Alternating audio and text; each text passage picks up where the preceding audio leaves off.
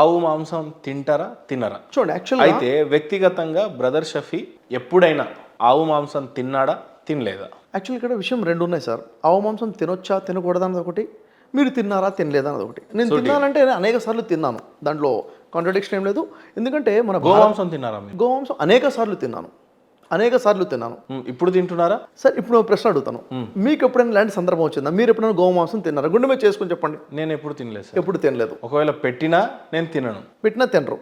Okay, ఇప్పుడు విషయం ఏంటంటే మన భారతదేశంలో పాలు ఇచ్చేటటువంటి ఆవులు వేరున్నాయి, పాలు ఇవ్వకుండా మెడికల్ సర్టిఫికేట్ ఇచ్చేసిన తర్వాత వీటిని వధించవచ్చు అని చెప్పేసి మెడికల్ సర్టిఫికేట్గా చేస్తున్నట్టు విషయం ఉన్నాయి. అంటే ఇక్కడ మనం చూసుకున్నట్లయితే అది శారీరకంగా జబ్బులు వచ్చేటువంటి అది తింటాం అనారోగ్యం వస్తుందా, లేకపోతే అది చట్ట ప్రకారంగా నేరంగా ఉందా అంటే చట్ట ప్రకారంగా నేరంగా లేదు. అంటే ఇక్కడ నిజంగా చెప్పాలంటే ఈ ఆవు అనేది ఒక రాజకీయ నినాదంగా ఉంది. నిజంగా చెప్పాలంటే అనేక రాష్ట్రాలలోనేమో బీజేపీ ప్రభుత్వం ఉన్న దగ్గర ఒక విధంగా, బీజేపీ ప్రభుత్వం లేని దగ్గర ఒక విధంగా. అవునా? ఈ ఆహారపు విషయంలో రాజకీయ జోక్యం అనేది ఉండకూడదు. ఫస్ట్ విషయం. ఇక్కడ ఇంకా చెప్పాలంటే గోమాంసము నిషేధము అని చెప్తున్నారు. నిజంగా ఇది నిషేధిస్తే అందరూ నిషేధించాల్సిందే, నేను దాన్ని రెస్పెక్ట్ ఇస్తాను. పూర్తి ప్రపంచంలో అతి ఎక్కువగా కౌ మీట్ సప్లై అవుతుంది ఎక్కడి నుంచి అంటే భారతదేశం నుంచి ఉంది ఎక్స్పోర్ట్. చాలాసార్లు చెప్తుంటారు హిందూ యొక్క ఫ్యాక్టరీస్లో నుంచే అవుతున్నాయి, ఇది బీజేపీ వాళ్ళకి తెలియదా అని అంటుంటారు. దీనికి అథెంటిక్గా ఏదైనా ఇన్ఫర్మేషన్ ఉంటే ఖచ్చితంగా జాతీయ స్థాయిలో పోరాడడానికి నేను సావనైనా చేస్తాను, కానీ పోరాడే ప్రయత్నం అయితే చేస్తాను సార్. అయితే ఇప్పుడు గోమాంసం తిన్నారు అని అన్నారు, దాంతో పర్లేదు, కానీ ఇప్పుడు తింటున్నారా అని అడుగుతున్నాను నేను. ఇప్పుడు కూడా తింటూనే ఉన్నాను. చాలా పెద్ద కాంట్రవర్సీలో ఉంటారు మీరు. మరి అన్ని గ్రంథాలను గౌరవిస్తున్నా అని అంటున్నారు. గోవు మాకు ఖచ్చితంగా ఏ రకంగానూ చూసినా మాకు గోమాత. ఒక మాట చెప్తాను నేను గోవుని కోసి తినట్లేదు. మొదటి విషయము. గోమాంసం గురించి ఎక్కడైతే నేను వెళ్తానో అక్కడ ఒకవేళ మీట్, అది బీఫ్ మీట్ పెడితే నేను తింటాను, దాన్ని రిజెక్ట్ చేయను నేను. అవునా? అయితే ఇక్కడ నేను చెప్పాల్సిన విషయం ఏంటంటే గోవుని ఎందుకని ఇక్కడ చట్ట ప్రకారంగా నిషేధించట్లేదు, చట్ట ప్రకారంగా తినకూడదు అని చెప్పేసి ఎందుకు ఈ విధంగా చేయట్లేదు అది చెప్పండి. ఒక పార్టీకి ఏకపక్షంగా 440 75% 70% వస్తే గానీ చట్ట సవరణ అనేది జరగదు. కాబట్టి బీజేపీకి ఏ రకంగా కూడా చట్ట సవరణ చేసేటువంటి అవకాశం రాలేదు. కొన్నిసార్లు చట్టం నిజంగా కొన్నిసార్లు వేరే పార్టీ కనుక మద్దతు తెలిపితే పార్లమెంట్లో బిల్లు పెట్టి పాస్ చేసే ప్రయత్నం చేస్తారు. ఉదాహరణకు రైతు బిల్లు లాస్ట్ టైం ఫెయిల్ అయిపోయింది 3 చట్టాలు, అలాగే ఇది కూడా అనేది నేను అనుకుంటున్నా. బట్ ఏదేమైనా భారతీయ హిందూ సోదరులందరి మనోభావాలు ఆవు అనేది దేవతోనే సమానం. మీరు ఇప్పుడు గోమాంసం తింటున్నా అంటున్నారు ఇప్పుడు కూడా. సార్ ఇప్పుడు అబద్ధం చెప్పమంటారా తినట్లేదని? లేదు, కానీ మీరు మన ఇంటర్వ్యూ ప్రారంభంలో మీరు చాలా చక్కగా చెప్పింది ఏంటంటే భారతదేశంలో ఉన్నటువంటి అన్ని మత గ్రంథాలని నేను కోసుకుని తినడం లేదు ఫస్ట్ విషయము. రెండో విషయము, ఎక్కడైనా ఎవరైనా పెడితే నేను తింటున్నాను. రెండో విషయము, తెలిసి తింటున్నారా తెలియక తింటున్నారా? తెలిసే తింటున్నాను. మూడో విషయము, భారతదేశంలో ఎప్పుడైతే ఇప్పుడు ఉదాహరణకి గోవు ఉంది, గోవుని జాతీయ జంతువుగా చేసి ఇది నిషిద్ధం చేయండి. సంస్కరణలు గతంలో కాంగ్రెస్ కి ఒకసారి ఏకపక్షంగా వచ్చింది. అప్పుడు ఈ అవకాశం వచ్చింది, కానీ ఎందుకో కాంగ్రెస్ ప్రభుత్వం చేయలేకపోయింది. బీజేపీ చెయ్యాలనుకున్నా కూడా బిల్లు పాస్ అయ్యే పరిస్థితి కనపడట్లేదు. ఎప్పుడైనా నిజంగానే ఏకపక్ష తీర్పు ఒక విషయం చెప్పనా మహేందర్ గారు, ఒక విషయం చెప్పండి. ఇక్కడ మీరు క్వశ్చన్ చేసి దీన్ని కాంట్రవర్సీ చేసి లేదు, ఇక్కడ కాంట్రవర్సీ అనే కాంట్రవర్సీ చేయడానికి గల అసలు ఇక్కడ అందుబాటులో ప్రతి రాష్ట్రంలో, ప్రతి టౌన్ లో, ప్రతి ప్రాంతంలో అడిగిన ప్రశ్న ఏం కాదు సార్. భారతదేశం మొత్తంలో అందరికి ఉన్న బాధ ఏంటంటే కేవలం గోవును తినేటువంటి సంస్కరణలు లేకపోతే కల్చర్, ఆ పద్ధతి కేవలము ఇస్లాంలోనే ఉంది. అది ప్రాబ్లం. ఇది పెద్ద అపోహం. ఇది చాలా పెద్ద అపోహ. ఇప్పుడు చూడండి, అంటే ఇది బక్రీద్ లాంటివి వచ్చినప్పుడు ఎక్కువగా చూసాను సార్. అంతే. నేనేదో మహేంద్ర గారు ఒక విషయం చెప్తాను ఇక్కడ సార్. కాంట్రవర్సీ చేయాల్సింది అని వస్తే మనకి ఇంకా చాలా టైం ఉంది. 10 సంవత్సరాలు 10 గంటల ఇంటర్వ్యూ. అలా కాదు. నా ఉద్దేశం ఏంటంటే మీరు ఒక మోటివేషనల్ స్పీకరు, అనేక గ్రంథాల మీద అవగాహన ఉన్నటువంటి ఒక మంచి ఇంటెలెక్చువల్ పర్సన్. మీ నోట కనీసం నా సైడ్ నుంచి నేను ఒక హిందూ భారతీయం సోదరుడిగా నేను కోరుకుంటుంది ఏంటంటే మీ నోటి నుండి పోతే ఏమని తినొద్దు అని మీరు కొంతమందినైనా కాపాడితే కొన్ని ఆవులన్నా మిగులుతాయి అనేది నా ఉద్దేశం. ఆవులు అంతేగాని చూడండి, అంతేగాని ఆవులు మిగులుతాయి, మేకలు మిగులుతాయి, కోళ్ళు మిగులుతాయి, నాన్ వెజ్ తినపోతే, వెజ్ తినపోతే చెట్లు కూడా మిగులుతాయి. నేనేమంటున్నానంటే ఇక్కడ ఆహారపు అలవాట్లు ఒక్కొక్కరికి ఒక్కొక్క రకంగా ఉన్నాయి. ముస్లిమ్స్ ఫిలిపీన్స్ మనుషుల్ని కోసుకొని తింటారంట సార్. ఉండొచ్చు.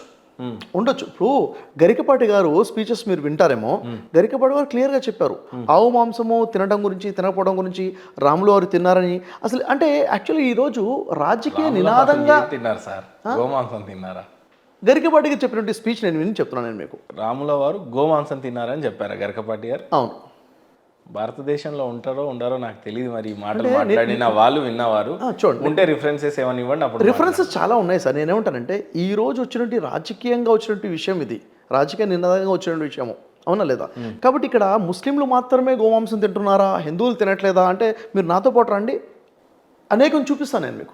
అంటే రియాలిటీ వేరు, ఇక్కడ చెప్తున్న మీడియాలో చూపించే విషయాలు వేరు, కాంట్రవర్సీ క్రియేట్ చేయడం వేరు, ఒకరిని విలంగా చూపించడం వేరు, రియాలిటీస్ వేరు ఇక్కడ, అవునా లేదా?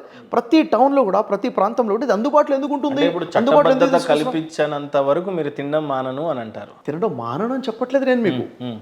తింటున్నారా అంటే తింటున్నాను, ఇప్పుడు తింటారంటే తింటానని చెప్తున్నాను. నేను మీకు మీడియా పక్షంగా నేను అబద్ధం చెప్పాల్సిన అవసరం లేదు, ఉన్నది ఫేర్గా నేను చెప్తున్నాను ఇది, అవునా లేదా? అంటే ఇక్కడ ఎందుకు తినకూడదు? ఇప్పుడు మేకలు తింటున్నారు, కోళ్ళు తింటున్నారు, ఆవు తింటున్నారు. ఏ ఆవును ఏదైతే పాలు ఇవ్వకుండా ఉంటుందో, ఏదైతే వధించడానికి పర్మిషన్ ఉంటుందో, అవునా లేదా, దాన్ని మీట్గా తీసుకోవడం జరుగుతుంది. ఏదైతే పాలు ఇస్తుందో దాన్ని తీసుకోవట్లేదు కదా. మా ధర్మం ప్రకారంగా ఆవునైతే ఖచ్చితంగా దైవికంగా భావించి ఏ రోజు కూడా అలా చేయమని లేదు. ఇందాక అన్ని గ్రంథాలు ఒకటే అని చెప్పారు. హిందూ మత గ్రంథాలు ఏవి కూడా గోమాంసాన్ని కోసుకొని తినండి, అన్ని యానిమల్స్ లాగా ఇది అంటే యాక్చువల్గా విషయం ఏంటంటే, కానీ బహుశా ఒక విషయం చెప్తాను విషయం ఏంటంటే ఒక విషయం చెప్తాను. గతంలో రాజులు దున్నపోతులను వధించేవాళ్ళు, అమ్మవారికి బలి అర్పణ చేసేవాళ్ళు. లేకపోతే కొందరు దున్నపోతులనే బలించడం చూసా, ఎద్దును బలించడం నేనైతే ఎక్కడ చూడలేదు. అలాగే ఆవును బలించడం ఎక్కడ చూడలేదు. పొట్టేళ్లను ఇప్పటికీ బలిస్తున్నారు, ఇవి చూశాను నేను. కానీ ఆవుని బలి చేయటం కానీ బలివ్వటం కానీ నేను ఎక్కడ చూడలేదు. ధర్మశాస్త్రాలు చదివినట్లయితే ఖురాన్ ఆవు గురించి స్పెసిఫిక్ గా ఏ రకమైనటువంటి వాక్యాలు లేవా సార్? ఆవుతో మీకు లాభాలు ఉన్నాయని చెప్పేసి, దాని ద్వారా మీకు పాలు ఉన్నాయి, దాని ద్వారా మీకు మాంసం ఉంది అని చెప్పేసి వాక్యాలు ఉన్నాయి. ఇది మీకు తినమన్నట్టే ఉంది, తినమన్నట్టే ఉంది. అసలు హిందువులకి గోమాత, గోవు ఎందుకు దేవతగా కొలవబడ్డారో కనీసం అదన్నా మీకు తెలుసా సార్? తెలియదు, చెప్పండి సార్. అన్ని సంస్కరణలు తెలిసిన వాళ్ళుగా మీరు అలా అనడం, మీరు చెప్పండి ఎందుకని దేవతగా కొలుస్తున్నారు?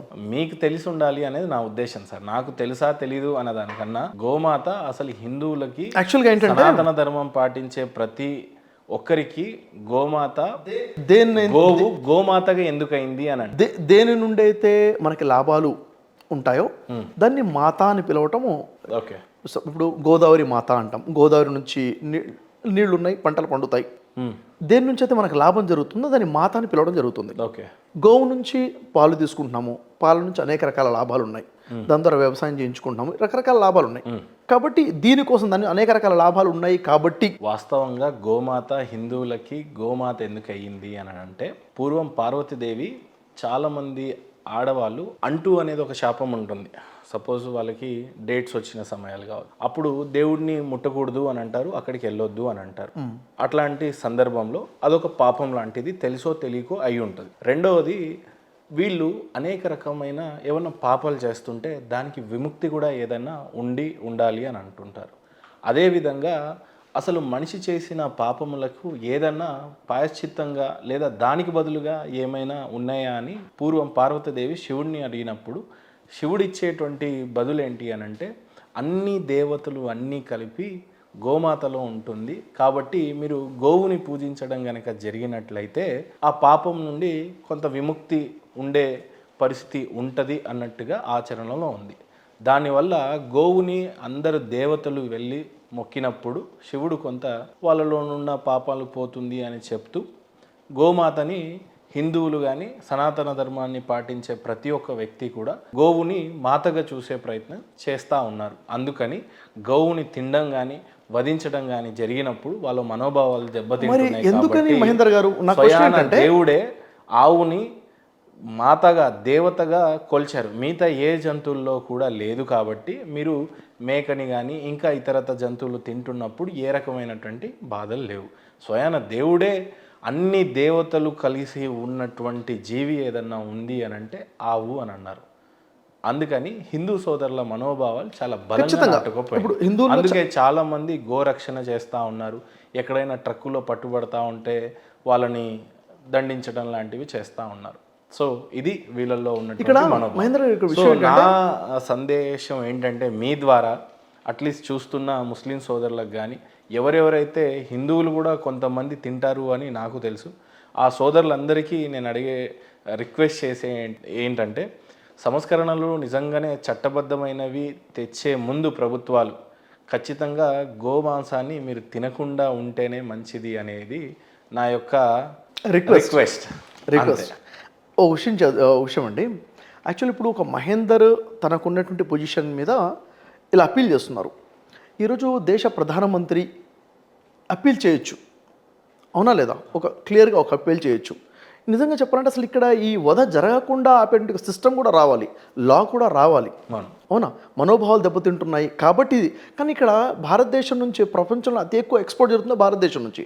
అది కూడా ఎక్స్పోర్ట్ చేసిన కంపెనీస్ యొక్క ఓనర్స్ ఎవరు ఉన్నారు అంటే మళ్ళీ చూసుకుంటే మన హిందూ సోదరులే ఉన్నారు. గతంలో చాలా మంది ముస్లిం సోదరులు నేను ఇంటర్వ్యూ చేస్తున్నప్పుడు మీరు చూడండి, గూగుల్ చూడండి, హిందూ కంపెనీలే ఎక్స్పోర్ట్ చేస్తున్నాయి అని చెప్పారు. కానీ అథెంటిక్గా ఏదన్నా డాక్యుమెంట్స్ కానీ ఏమైనా కంపెనీ పేర్లు కనుక తెలిస్తే ఖచ్చితంగా అలా గేట్ ముందైతే లించునే ప్రయత్నం చేస్తాను. మీరు స్టడీ చేయండి, కాబట్టి మీకు దానికి సంబంధించిన ఇన్ఫర్మేషన్ ఇస్తాను. అయితే ఇక్కడ విషయం ఏంటంటే నిజంగా ఈ విషయంలో నేను ఎప్పుడు ఇంత సీరియస్గా నేను తీసుకోలేదు. యాక్చువల్ ఇప్పుడు అంటే ప్రస్తుతం నాకు అనిపిస్తున్నది నేను చెప్తున్నాను. వాస్తవానికి అంటే ఇంత ఓపెన్గా ఇంత డైరెక్ట్గా ఒక వ్యక్తితో నేను మాట్లాడడము ఈ విషయం మీద ఈ టాపిక్ మీద జరగలేదు. మొదటిసారికి ఇది ఎన్కౌంటర్ అయింది. సో ఇప్పుడు నాకు వస్తున్న అంటే నా లోపల ఉన్న ఫీలింగ్ ఏంటంటే నిజంగా ఇంతమంది మనోభావాలు దెబ్బతింటున్నాయి కదా. ఇప్పుడు ఈ గోమాంసం తినకుండా నేను ఉండలేనా? ఖచ్చితంగా ఉండొచ్చు కదా. సో ఇప్పుడు నేను ఈ సమక్షంగా నేను తీసుకున్న నిర్ణయం ఏంటంటే ఈ రోజు నుంచి గోమాంసం నేను తినను నిర్ణయం తీసుకున్నాను నేను. Thank you so much. ఎందుకోసం అంటే నా సోదరులు, థ్యాంక్ యూ, వెల్కమ్. ఎందుకంటే నా సోదరులకు మనోభావాలు దెబ్బతినకుండా ఉండడం కోసం నేను ఈ డిసిషన్ తీసుకుంటున్నాను. అయితే ఇప్పుడు మీరు అడుగుతున్నారు కదా అప్పీల్ చేయమని చెప్పేసి. ఇప్పుడు ఇక్కడ నేను చెప్తున్న విషయం ఏంటంటే ఖచ్చితంగా మనం ఎవరితో అయితే కలిసి మన జీవితం గడుపుతున్నామో వారి మనోభావాలు దెబ్బతింటున్నాయి కాబట్టి, వారు ఇంత సెంటిమెంటల్గా అటాచ్ అయి ఉన్నారు కాబట్టి మనం దాన్ని అవాయిడ్ చేయాలి. వారి మనోభావాలు దెబ్బతినకుండా ఉండాలి. కాబట్టి ఖచ్చితంగా ఏ విధంగా అయితే నేను వెనకడిగేస్తున్నానో, ఎంతమందికి అయితే సాధ్యమవుతుందో వారు కూడా వారి మనోభావాల్ని రెస్పెక్ట్ ఇచ్చుకుంటూ వెనకడిగేసి తినడం మానేమని నేను కూడా అప్పీల్ చేస్తున్నాను. అయితే మీరు చేస్తున్నట్టుగా నేను చేస్తున్నట్టుగా దేశంలో నుంచి ఒక పెద్ద స్థాయి నుంచి ఇక్కడ నుండి ప్రైమ్ మినిస్టర్ అయినా అప్పీల్ చేయాలి. ఇక్కడ ఏదైతే ఎక్స్పోర్ట్ జరుగుతుందో, ఇక్కడ నుంచి భారతదేశం నుంచి ఎక్స్పోర్ట్ జరుగుతుందో దాని మీద కూడా, ఎందుకంటే ఇది నేను ఎంతైతే పరిశీలించానో ఇది రాజకీయంగా వాడబడుతున్నటువంటి విషయంగానే నాకు కనబడింది. ఇది రాజకీయంగానే నాకు కనబడింది. ఇది ఏమవుతుందంటే ఒక సెంటిమెంటల్గా ఉన్నటువంటి విషయం వేరు, రాజకీయంగా పొలిటికల్గా ఉన్నటువంటి విషయం వేరు. కాబట్టి దీని ఒక స్ట్రాంగ్ స్టెప్ తీసుకోవాలి. నేనైతే ఒక డిసిషన్ తీసుకోండి ఇప్పుడు మేము ప్రకటిస్తున్నాను మేము ముందు. Thank you so much sir. Welcome. Actually debate ఉద్దేశించి వచ్చినటువంటి మీరు క్యాజువల్స్ క్వశ్చన్కి 2 hours టైం అయిపోయింది. యాక్చువల్గా ఇక్కడ మీరు ఇంతకుముందు కూడా డిబేట్ అన్న పదం ఇది 3వసారి మీరు వాడుతున్నారు.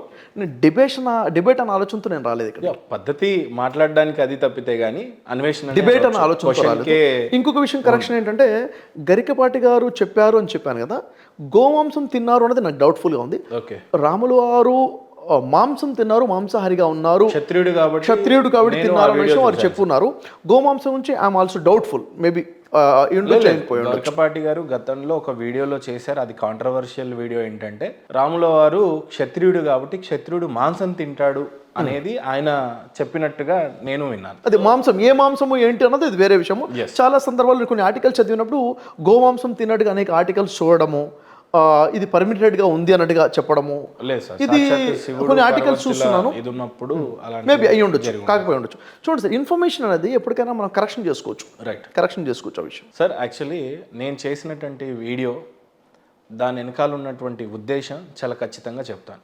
ఇప్పటికీ చాలామంది ముస్లిం సోదరులకి తప్పుగా అర్థమైంది. జస్ట్ సోదరులకి మాత్రమే, ఆలింలకి, ముఫ్తీర్లకి, దావా పండితులకి, ముస్లిం పండితులకి ఖచ్చితంగా క్లియర్గా అర్థమైంది వాళ్ళకి. అర్థమైనటువంటి విషయం, నేను చెప్పినటువంటి విషయం ఏంటంటే భారతదేశం హిందూ పౌరుడిగా అని ఎందుకు మెన్షన్ చేశాను అని అంటే, భారతదేశం అఖండ భారత్ ఉండాలి అనే ఆకాంక్షించింది ఒక హిందూ మాత్రమే, ఈ దేశంలో ఉన్నటువంటి హిందూ. ముస్లింలు కూడా అనుకోని నుంచే ఇంకా హ్యాపీయే. అయితే గతంలో కాందహార్ అని ఒక దేశం ఉండే సార్, అది ఇప్పుడు పాకిస్తాన్ ఆఫ్ఘనిస్తాన్ సరిహద్దు ప్రాంతాలు. దాన్ని హిందువులు అంటే భారతదేశంలో ఉన్నటువంటి ప్రతి ఒక్కళ్ళు అఖండ భారత్ని కోరుకున్న ప్రతి హిందువు భావించేది ఏంటంటే, ఆఫ్ఘనిస్తాన్ వదులుకున్నాం, పాకిస్తాన్ వదులుకున్నాం, మయన్మార్ని వదులుకున్నాం, ఇంకా చెప్పుకుంటూ పోతే నేపాల్ యాక్చువల్లీ ఇక్కడే వదులుకున్నామనే చెప్పవచ్చు. అయితే నా క్వశ్చన్ చాలా సూటిగా ఏంటంటే, భారతదేశం అనేక సార్లు చాలా దేశాలని వదులుకుంది. ఆఫ్ఘనిస్తాన్, పాకిస్తాన్, మయన్మార్, ఇట్లా మతం పరంగానే ఇవన్నీ విభజన చెందబడ్డాయి. అయితే దేశం ఇన్ని ముక్కలుగా అయిపోయింది. అయితే రానున్న రోజుల్లో ఒక హైదరాబాద్ కూడా ఇస్లాంగా మారిపోతుందేమో రానున్న రోజుల్లో జనాభా ప్రకారంగా. ఎందుకు, వాళ్ళ ఖురాన్లో ఈ రకంగా బోధింపబడ్డది కాబట్టి మేబీ వాళ్ళు మాకు సపరేట్గా కావాలి, పరిశుద్ధులంతా ఒక చోటు ఉండాలి అని చెప్పి పాకిస్తాన్ నినాదం ఏ రకంగా అయితే జరిగిందో అలా ఉండవచ్చునేమో. వెస్ట్ బెంగాల్ ఇంకో 30-40 సంవత్సరాలు అది కూడా ఒక దేశంగా ఏర్పడవచ్చు. కేరళ కూడా ఇంకో 10-20 సంవత్సరాల్లో ఇంకో దేశంగా ఏర్పడవచ్చునేమో. ఎందుకంటే వాళ్ళ సైన్యం చాలా తక్కువగా ఉన్నందున హిందూ ముస్లిం బాయ్ అని చెప్పండి, ఎప్పుడైతే సైన్యం కనుక కూడినప్పుడు వాళ్ళ మీద దాడి చేయండి అన్నట్టుగా నేను అర్థం చేసుకున్నటువంటి కొన్ని క్వశ్చన్స్ వల్ల దేశాలు విడిపోయినాయి అనిపించింది. అదేవిధంగా చాలాసార్లు ఒకసారి మతం మారిన తర్వాత పేర్లు ఎందుకు మార్చుకున్నారో తెలియలేదు.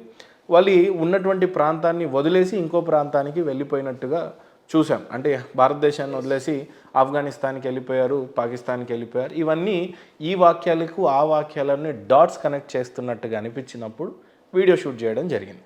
సో నేను చదివినటువంటి వాక్యాల్ని ఒకసారి మళ్ళీ రిపీట్ చేసే ప్రయత్నం చేస్తాను. ఆ తర్వాత ఒక్కొక్కటిగా మీరు చదివేస్తే కొంత సమయం పట్టినా పర్లేదు కానీ, బట్ వాటి మీద అయిపోయిన తర్వాత గ్రంథాలు ఏం చెప్తున్నాయి అనే దాని మీద విశ్లేషణ చేసే ప్రయత్నం చేద్దాం. 4వ సూర 144వ ఆయత్, 3వ సూర 28వ ఆయత్, 5వ సూర 51వ ఆయత్, 8వ సూర 72వ ఆయత్, 9వ సూర 28వ ఆయత్, 2వ సూర 256వ ఆయత్, 18వ సూర 29వ ఆయత్, 9వ సూర 29వ ఆయత్, 3వ సూర 19వ ఆయత్, 3వ సూర 85వ ఆయత్, 9వ సూర 5వ ఆయత్. అయితే ఇవి అన్ని కలిపి ఒక 10-15 ఉండొచ్చు సార్, కానీ 100 రాశాను నేను. యాక్చువల్లీ 100 వాక్యాలు రాశాను. సో ఇది కేవలము ఖురాన్ని తప్పుపట్టాలనో లేదు మీ మతం ఏదో తప్పు అని చెప్పడానికో నా ఉద్దేశం కాదు. ఇతిహాసాల్లో చూసినట్లయితే చాలా దేశాలు కలిసి ఉన్నప్పటికీ విడిపోయినాయి. నిజంగా ఔరంగజేబు మతం మారినప్పుడు మనిషిని నరికి చంపాడు. ఇప్పుడు రీసెంట్గా చూసినట్లయితే కొందరు తప్పు కొందరు కాదు అని అంటున్నారు. చావా సినిమాలో ఔరంగజేబు ఎలాగైతే శివాజీ మహారాజ్ యొక్క కొడుకుని సంభాజీ మహారాజ్ని మతం మారనంత వరకు జస్ట్ మతం మారితే చాలు ఆయనను వదిలేద్దాము అని అనుకున్నారు. యాక్చువల్గా కళ్ళల్లో పొడవండి, తోలు తీసేయండి బతుకుండంగానే అని అన్నారు. అది ఈ టైంలో వచ్చింది కాబట్టి ఏదో మాట్లాడి ఏదో తీసుకురావాలి అనేది నా ఉద్దేశం కాదు. గతంలో రజాకార్లు కూడా ఏ కాఫీ రోంకో అనే పదాన్ని వాడతారు.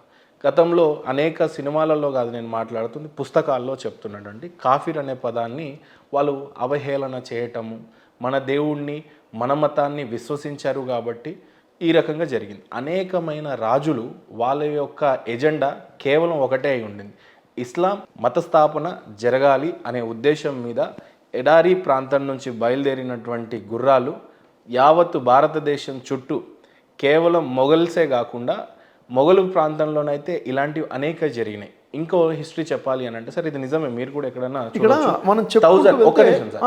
1000 ఇయర్ దగ్గర ఏడిలో 1200 సంవత్సరంలో 12వ శతాబ్దంలో దాదాపుగా 10 మిలియన్ అంటే 10 లక్షల మందిని మతం మార్చారు. ఆ టైంలో మతం మారకపోతే చంపేసేవాళ్ళు. మొఘల్స్ ఇంకా ఉండుంటే ఖచ్చితంగా ఈ భారతదేశం ఇస్లాం దేశమే అయ్యేది తప్పితే కానీ మొఘల్ దాదాపుగా దేశం పటాన్ని చూస్తే మొత్తంగా ఆక్రమించేశారు. కేవలం మరాఠా సామ్రాజ్యం ఛత్రపతి శివాజీ మహారాజ్ లేకపోయి ఉండుంటే సనాతన ధర్మం ఉండేది కాదేమో. నిజంగా ఉండాలని పాపం అంత మంచి యోధుడిని ఉంచారేమో. అందుకే మధ్యలో ఒక స్టోరీ ఉంటే ఆ ఖడ్గము సాక్షాత్తు అమ్మవారే ఇచ్చారు అనేది ఒక స్టోరీ కూడా ఉంది. సో మొత్తం మీద చూసినట్లయితే కంక్లూడ్ చేయండి సార్. మొత్తం మీద మొన్న 80 సంవత్సరాల క్రితం చరిత్ర చూస్తే రజాకార్లు నిజాం ప్రభుత్వంలో శిస్తు కట్టని ఎడల ట్యాక్స్ పే చేయని ఎడల కాఫీర్లను నరికి చంపారు. మతం మార్చితే వదిలేశారు. బ్రాహ్మణులను వెనక పిలక కోసేయటం, దజ్జన్ని కోసేయటం ఈ రకంగా చేశారని మొన్న రీసెంట్గా చదివిన పుస్తకాలు రిఫరెన్స్ ఇవ్వమని నేను ఇస్తాను. సో ఇదంతా రాజులు అదే చేశారు. ఏది ఇస్లాంని నమ్మినటువంటి, ఖురాన్ని నమ్మినటువంటి రాజులు ఎందుకు ఇంత గట్టిగా చెప్పాలి అని అంటే, ఇస్లాం సోదరులకు కోపం రావాల్సిన అవసరం లేదు. ఇతిహాసాల్లో జరిగినటువంటిది ఇదే కాబట్టి కేవలము ఖురాన్ని నమ్మి చంపారా కాఫీర్లను లేదా అనే కాంట్రడిక్షన్ సెకండ్ డౌట్ కూడా అవసరం లేదు సార్. కారణం ఏంటంటే వాళ్ళు ఆలయాలను నిర్మించలేదు, మసీదులను నిర్మించారు. మసీదులను నిర్మించిన వాడికి ఎవడు కాఫీరో తెలుసు. ఆయన ఏ మతాన్ని స్థాపించాలనుకున్నాడో చాలా క్లారిటీగా తెలుసు. సో అది ఎక్కడ ఖురాన్లోనే ఈ కాఫీర్లను నరికి చంపమని ఉందేమో కావచ్చు బహుశా. అందుకే ఈ దేశాలు విచ్ఛిన్నమైనాయి. అందుకే వాళ్ళు ఆ రాజ్యాన్ని స్థాపన చేయడానికి వాళ్లకు ప్రలోభ పెట్టినటువంటి విషయం ఎక్కడి నుంచి ఆ బీజం నాటింపబడవచ్చు. సో గతంలో జరిగినాయి, పూర్వంలో జరిగినాయి, రేపు జరగవచ్చుని ఏమో అనే ఉద్దేశం మీద నేను అడగడం జరిగింది సార్. తప్పైతే క్షమించాల సోదరులు. తప్పేం లేదు, మీకున్న నాలెడ్జ్ ప్రకారంగా మీరు అడిగారు. నాలెడ్జ్ కూడా కాదు సార్, జస్ట్ ఇన్ఫర్మేషన్. నాకు మీకున్న ఇన్ఫర్మేషన్ బట్టి మీరు అడిగారు. మనకున్న ఇన్ఫర్మేషన్లో ఎంత పర్సంటేజ్ కరెక్ట్, ఎంత పర్సంటేజ్ రాంగ్ అన్నది తెలుసుకోవాలి. ఇప్పుడు యాక్చువల్గా ఏంటంటే ఇక్కడ ఎట్లా పోర్ట్రేట్ చేయడం జరుగుతుంది అంటే, అయితే మనం మీరు మాట్లాడడం అయిపోయిందా? లేదు, చివరిలో అది చెప్దాం సార్. ఫస్ట్ నేను చదివేసినటువంటి ఒక్కసారి అయిపోతే ఇంకా డిస్కషన్లోనే ఉంది, దయచేసి ఇది ఒకటి క్లారిటీ ఇచ్చేసి వెళ్ళిపోదాం. ఇప్పుడు యాక్చువల్గా ఏంటంటే రాజులు యుద్ధాలు చేశారంటే వాళ్ళ రాజ్యాల కోసం చేశారు. హిందూ రాజులు యుద్ధాలు చేశారు, ముస్లిం రాజులు యుద్ధాలు చేశారు. ఔరంగజేబ్ దగ్గర చూసుకున్నట్లయితే అనేక వందల మంది హిందువులే అక్కడ సైనికులుగా ఉన్నారు, అనేక వందల మంది ఆఫీసర్స్గా కూడా ఉన్నారు. మొదటి ఔరంగజేబ్ కట్టినటువంటి టెంపుల్స్ 100కి పైగా టెంపుల్స్ ఉన్నాయి, మీరు హిస్టరీ చూసుకోవచ్చు. అంటే ఒకవేళ ఇక్కడ మొఘల్స్ ఉన్నప్పుడు కాఫీర్లను చంపేయండి అని ఉంటే ఇంకెవరు మిగిలి ఉండకుండా ఉండాల్సింది. దాదాపుగా 600 సంవత్సరాలు వారు పాలించారు, 700 సంవత్సరాలు మారారు కాబట్టి అంటే ఇప్పుడు హిందువులు ఎక్కడి నుంచి వచ్చారు మరి? అందరినీ ఎప్పటి నుంచో ఉన్నారు. కాఫీర్లను చంపారు, అనేక మంది శవాల దిబ్బలుగా మారిన తర్వాత మిగిలిన వారు మతం మార్చుకున్నారు కాబట్టి. మహేందర్ గారు ఇక్కడ ఏంటంటే జరిగిన హిస్టరీ వేరు, ఈరోజు మనం మాట్లాడుకుంటుంది వేరు. నిజంగా 6 సంవత్సరాలు కాదు, 60 సంవత్సరాలు కాదు, 600 సంవత్సరాలు పరిపాలించినప్పుడు వారు కాఫీలను చంపారన్నప్పుడు వాళ్ళ దగ్గర సైనాధిపతులు హిందువులుగా ఉన్నారు, సైనికులు హిందువులుగా ఉన్నారు. మరి అలాంటప్పుడు వాళ్ళు మతాలు మారలేదు కదా, వాళ్ళు హిందువులుగానే ఉన్నారు కదా.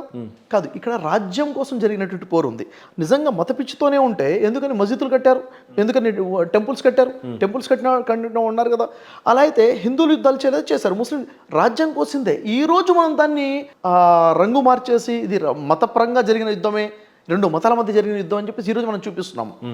అది వాస్తవం కాదు, చరిత్ర అది వాస్తవం కాదు. రజాకార్ల గురించి ఉంది, రజాకార్ల గురించి ఖచ్చితంగా మూవీ వచ్చింది. నేను చెప్పేదండి, నేను క్లియర్గా యూట్యూబ్లో నేను వీడియో రిలీజ్ చేశాను. వాస్తవికత ఏంది, రజాకార్ నుంచి గతంలో వచ్చినటువంటి ఒక మూవీ ఉంది, దాంట్లో చూపించినటువంటి మూవీ హిస్టరీ ఏంటిది, ఇప్పుడు చూపించిన హిస్టరీ ఏంటిది. యాక్చువల్గా జరిగింది ఏంటిదంటే ప్రజలు వాళ్ళ హక్కుల కోసం పోరాడారు. హక్కుల కోసం పోరాడిన వాళ్ళు ముస్లింస్ హిందువులు కలిసి ఉన్నారు, చనిపోయిన వాళ్ళ హిందువులు ముస్లింలు కలిసి ఉన్నారు, చంపిన వాళ్ళ హిందువులు ముస్లింలు కలిపి ఉన్నారు. రజాకార్ల సైనికుల్లో రజాకార్ల తరపు నుంచి వాళ్ళు పోరాడింది అక్కడ భూస్వాములు ఎవరు ఉన్నారు, పేర్లతో పాటు చరిత్ర ఉంది, అనేక పుస్తకాలు ఉన్నాయి, ముస్లిమ్స్ ఉన్నారు. కాబట్టి ఇక్కడ ఇప్పుడు ఈరోజు రాజకీయంగా మతాలుగా విడగొట్టేశారు. ఇప్పుడు చావా అని చెప్పేసి మూవీ వచ్చింది, ఆ మూవీలో జరిగింది ఏంటిది, 2 రాజ్యాల మధ్య జరిగిన యుద్ధాన్ని 2 మతాల మధ్య జరిగిన యుద్ధంగా చూపించారు. ఎంత బ్యాడ్ చెప్పండి. నిజంగా ఈరోజు ఒకటి సార్, ఈరోజు నిజంగా ఒక భారత మాత ముద్దుబిడ్డగా మనం ఉంటే, భారతదేశాన్ని ప్రేమించేవారుగా మనం ఉన్నట్లయితే ప్రజల మధ్య ఐక్యత కోసం మాట్లాడాలి, ఐక్యత గురించే చెప్పాలి తప్ప విడగొట్టే ప్రయత్నాలు ఈరోజు చాలా ఘోరంగా జరుగుతున్నాయి. విభజించు పాలించు, ఇది చాణక్య నీతి ప్రకారంగా విభజిస్తేనే మనం పరిపాలించగలుగుతాం అన్న నీతి ప్రకారంగా చేస్తుంటాం, ప్రజలకు అర్థమవుతుంది. అంటే చరిత్రని ఎంతగా మార్చేస్తున్నారు, ఉన్న వాస్తవం ఏంటి చూపిస్తుంది ఏంది, కంప్లీట్గా రిలీజన్ అనే రంగు పూల్చేసి చూపించడం జరుగుతుంది. అయితే ఇప్పుడు మీరు వీడియోలో అడిగారు, కొన్ని ప్రశ్నలు అడిగారు, ఖురాన్ ప్రకారంగా ఖురాన్ ఇది బోధిస్తుంది అని చెప్పేసి. యాక్చువల్గా ఖురాన్ని ఆ వాక్యాలని సరిగా అర్థం చేసుకోకపోవడం వల్ల మీకు అలా అనిపించిందని నేను చెప్తాను. వాటికి సమాధానం చెప్పాలని ఆలోచనతో నేను ఇక్కడికి వచ్చాను. మీరు ఒక్కొక్క వాక్యం చెప్పండి, దానికి యాక్చువల్గా మీనింగ్ ఏంటో చూద్దాం. 4వ సూర 144వ ఆయత్. విశ్వసించిన ప్రజలారా, ఓ విశ్వసించిన ప్రజలారా. విశ్వసించిన ప్రజల విశ్వాసులను కాదని అవిశ్వాసులను మీ మిత్రులుగా చేసుకోకండి. ఓకే, ఇది వాక్యము. అయితే యాక్చువల్గా విషయం ఏంటంటే ఇక్కడ పూర్తిగా చదివేయండి. విశ్వసించిన ప్రజలారా, విశ్వాసులను కాదని అవిశ్వాసులను మీ మిత్రులుగా చేసుకోకండి. మీరు మీకే వ్యతిరేకంగా అల్లాహకు స్పష్టమైన సాక్ష్యం ఇవ్వదలుచుకున్నారా? బాగా తెలుసుకోండి, కపటులు నరకంలో అట్టడుగు ప్రదేశంలో పోతారు. అయిపోయింది వాక్యం అక్కడ.